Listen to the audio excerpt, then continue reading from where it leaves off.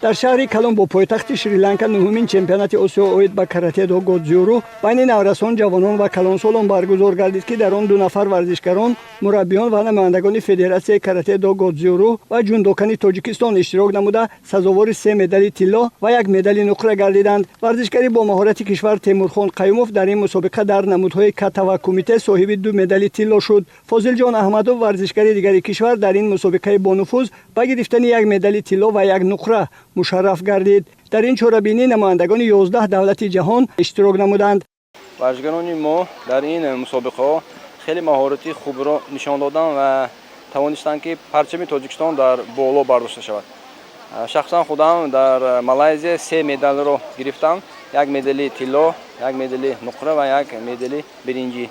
در شریلانکا باشد سزاواری 2 مدال طلا گشتم در نومیناسیون کمیته و کاتا. مناداری خود را به حکومت جمهوری تاجیکستان به پیشوای ملت پرزیدنت جمهوری تاجیکستان محترم امامعلی رحمان میرسانم که به ما تمام شرایط ها را مهیا کردند که ما در این تالارها مشق و تمرین کرده به این گونه دستاوردها سزاوار شدیم.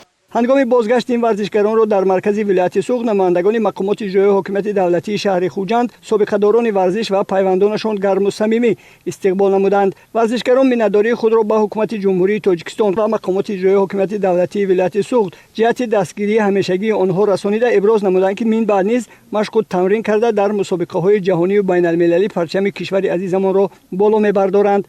همچنین در شهر کوالالامپور دولت مالایزیا 21مین مسابقه بین المللی اوید با کاراته دو گودزیورو بین نورسان، جوانان، کلانسالان و سابقه‌داران برگزار گردید که در آن 14 نفر ورزشکار، مربیان و داوران فدراسیون‌های کاراته دو گودزیورو و جودوکان تاجیکستان اشتراک نموده سزاوار 8 مدال طلا، 1 مدال نقره و 11 مدال برنجی گردیدند. در این مسابقه ورزشکاران از 10 دولت جهان اشتراک داشتند. Я участвовала в международном турнире по карате в Малайзии и завоевала 2 бронзовые медали. Я хочу еще в дальнейшем поднимать флаги Таджикистана. کراته‌چیان کشور ما در شهر نورین جمهوری ازبکستان نیز در مسابقه بین المللی اشتراک نموده صاحب دستاوردهای ارزنده شدند. در این 3 مسابقه که شده گذشت در چمپیونات آسیا و 2 مسابقه بین‌المللی ورزشکاران تاجیک صاحب 31 مدال شدند. این باعث افتخاری است.